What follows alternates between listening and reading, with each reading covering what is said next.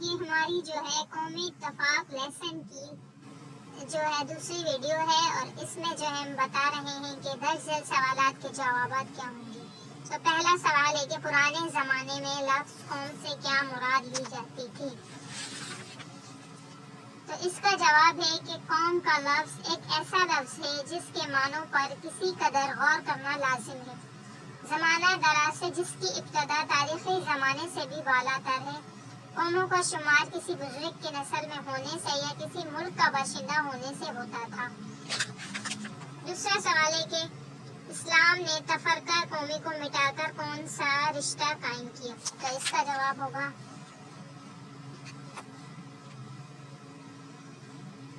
کہ حضرت محمد صلی اللہ علیہ وآلہ وسلم خاتم النبیین صلی اللہ علیہ وآلہ وسلم حضرت محمد رسول اللہ خاتم النبیین، یعنی کہ اس کا ترجمہ ہے کہ حضرت محمد اللہ کے رسول ہیں اور اللہ تعالیٰ کے آخری نبی اور رسول ہیں، اور آپ صلی اللہ علیہ وآلہ وسلم پر، آپ کی آل اور صحابہ کرام پر رحمت اور سلامتی ہو، نے اس تفرقہ قومی کو جو صرف دنیاوی اعتبار سے تھا مٹا دیا اور ایک روحانی رشتہ قومی قائم کیا جو کہ حب المتین، یعنی کہ لا الہ الا اللہ محمد رسول اللہ۔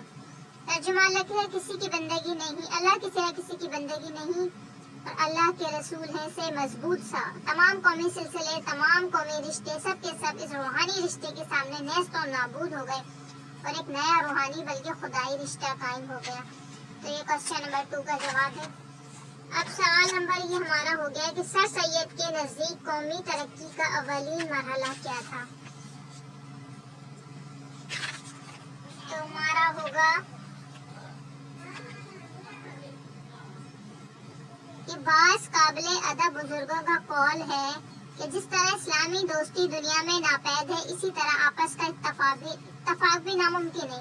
اس کی دلیل یہ ہے کہ تمام انسانوں کی طبع ان کے اغراض مختلف ہیں۔ یہ تو ضرور ہے کہ وہ ایک دوسرے کے مخالف ہوں، ہاں یہ بات سچ ہے، مگر جس اتفاق پر ہم بحث کرتے ہیں وہ شخصی اتفاق نہیں ہے بلکہ قومی اتفاق ہے، اور ہمارے آپس میں کیسا ہی نفاق ہو وہ خدا کے نزدیک سخت گناہ ہے، اور قومی اتحاد، قومی نفاق اتفاق کا معنی نہیں۔ قومی بھلائی یا قومی برائی کا اثر تمام قوموں کے لیے ہے۔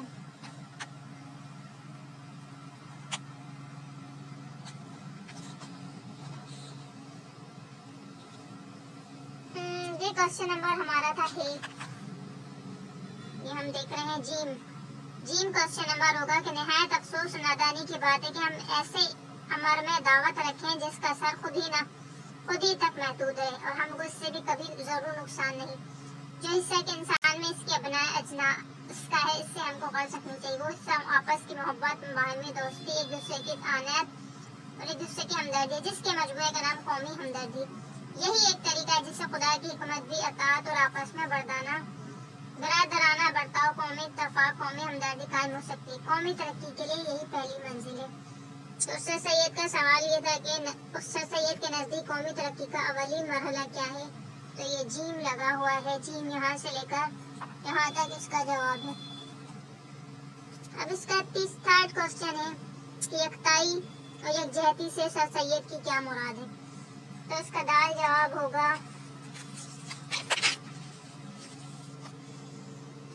یکتائی اور یکجہتی سے میرا مقصد یہ نہیں ہے کہ سب لوگ اپنے اپنے عقائد کو چھوڑ کر ایک عقیدے سے قائم ہو جائیں۔ یہ امر تو قانون قدرت کے برخلاف ہے جو ہو نہیں سکتا، نہ تو پہلے کبھی ہو اور نہ آئندہ کبھی ہوگا۔ اتفاق کے قائم رکھنے کی جس کی ہم کو ضرورت ہے، عقلی اور نقلی راہ ہے جس کی پیروی قومی اتحاد کا ذریعہ ہو سکتی ہے۔ انسان جب اپنی ہستی پر نظر ڈالے گا تو اس میں 2 حصے پائے گا، ایک خدا کا حصہ اور دوسرا ابناء جنس کا۔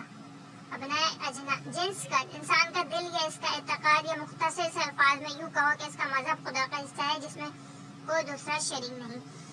اب یہ کوسچن نمبر 3 ہے، یکتائی اور یکجہتی سے سر سید کی کیا مراد ہے؟ یہ ہو گیا ہے۔ اور مسلمانوں کے زوال کا سب سے بڑا سبب کیا ہے؟ مسلمانوں کے زوال کا جو ہے وہ سب سے بڑا سبب یہ ہے کہ ہماری قوم کے تنزل کا وہ یہی ہے کہ ہم قومی اتفاق کا خیال نسین منسین ہو گیا ہے۔ نسین منسیت ہو گیا، کسی کو بجز ذاتی منفعت کے قومی بھلائی قومی منفعت کا خیال بھی نہیں آتا، اور اگر کوئی کچھ کرتا بھی ہے تو اس کے پہلے اپنے ذاتی غرض مد نظر ہوتا ہے۔ یہی وجہ ہے کہ ہمارے آپ کوشچن نمبر ہمارا ہے دال ہے، تو سید کے مطابق قومی اتحاد کیسے قائم کیا جا سکتا ہے؟ تو واو ہو گیا ہے، واو کے بعد ہمارا ہوگا زی کے بعد ہوگا ہے، واو ہمارا کیا ہوگا؟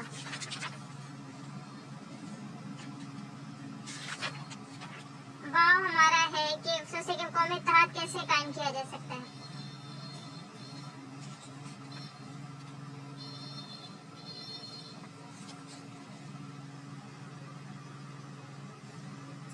واو کے بعد ہم دیکھتے ہیں کہ واو کے بعد زے کیا ہوگا؟ ہم قومی ہمدردی کے کیا فائدے ہیں؟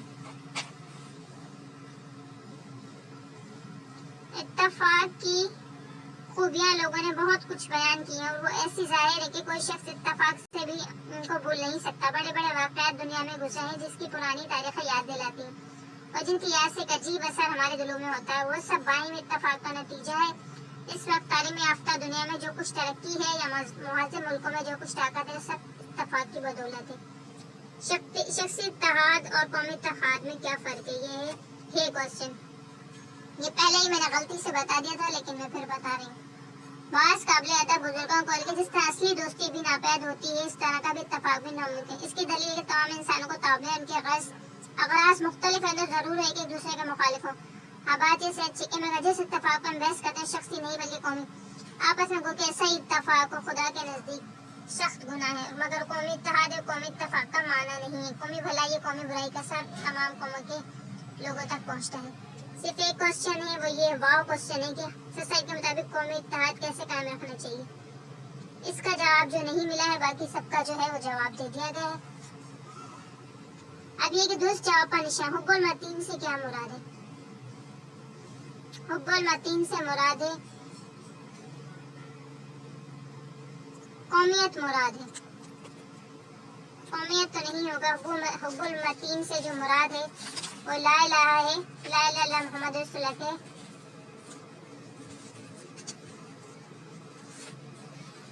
روحانی خدائی رشتہ یکجہتی کے، یہ حب المتین سے مراد یکجہتی ہے۔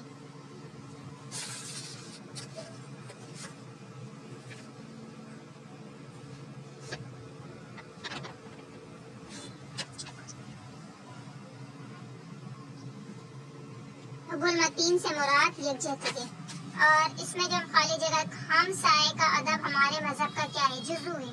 قومی اتحاد کا بنیادی سبب کیا ہوتا ہے؟ تو یہ اتفاق ہوتا ہے۔ سر سید کی نظر میں ہماری قوم کے ٹکڑے ٹکڑے کر دیے، کس نے کر دیا؟ نا اتفاقی نے۔ عروۃ الوثقیٰ سے کیا مراد ہے؟ عروۃ الوثقیٰ سے مراد ہے توحید۔ اب یہ جو ہے ان جملوں کی وضاحت کرنی ہے۔ سب سے پہلے ان جملوں کو جملے استعمال میں لے کے آنے، تو اس میں یہ ہوگا یکجہتی کہ ہمیں جو ہے پہلا جو اس کا جملہ ہوگا جو ہے کہ ہمیں جو ہے اپنی قوم کو یکجہت رکھنا چاہیے، رشتہ اخوت۔ ہمیں چاہیے کہ ہماری مسلمان قوم جو ہے وہ رشتہ اخوت میں منسلک رہے اور کبھی بھی جو ہے وہ یہ روحانی رشتہ نہیں توڑے۔ منفعت، ہمیں جو ہے ذاتی منفعت کو چھوڑ کے قومی منفعت کا خیال رکھنا چاہیے، اسی سے ہماری ترقی ہوگی۔ اور اعانت اور ابنائے اجناس کا جو ہے وہ دو جملے رہ گئے جو آپ کو بتائے جائیں گے، اور قومی بعد میں بتا دیے جائیں گے، اعانت اور ابنائے اجناس۔